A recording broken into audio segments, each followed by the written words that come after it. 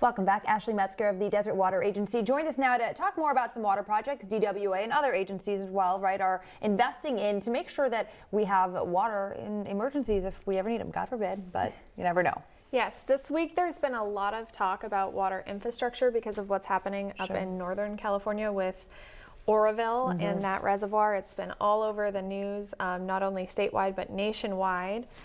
And the evacuation made it kind of even broader. So pretty much everyone knows about what's happening there, but what everyone may not know here is that that actually ends up being a water source for the Coachella Valley.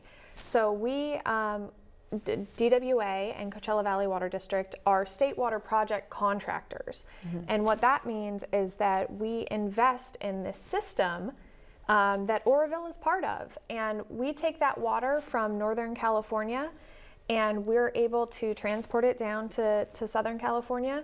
And that storage is really important. It's important to have really great and multiple reservoirs so that we can use them during wet winters. You know, especially after the 5 dry years that we had. You know, we really learned that we want to have ample storage so that when we have a deluge of rain and snow like we have this winter, that we can capture that and have additional ability to save that.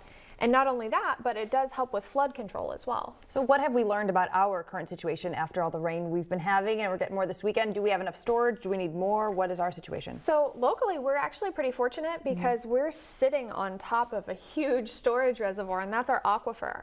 So when we import water from Northern California, we're putting it back into the ground, we're putting it into ponds, and that dirt in those areas just soaks up the water, it percolates back into the basin. As it's going down, it also gets, you know, a little bit filtered, which is really nice. And then, you know, it's always there for us. It's, you know, it's a little more protected from things like earthquakes or damage. You know, it's a natural basin, so we're very lucky to have that. And you're doing your part. Is there anything people at home can do their part of it to prepare if an emergency happens? Yeah, we work really hard to make sure that our community is protected, and you know, we see ourselves as emergency responders. We all have to take an oath saying that after we make sure our family's okay, we're coming in and making sure that the community is safe, because you know, we have to provide water for fire flows, and we work with the fire department to make sure we do that.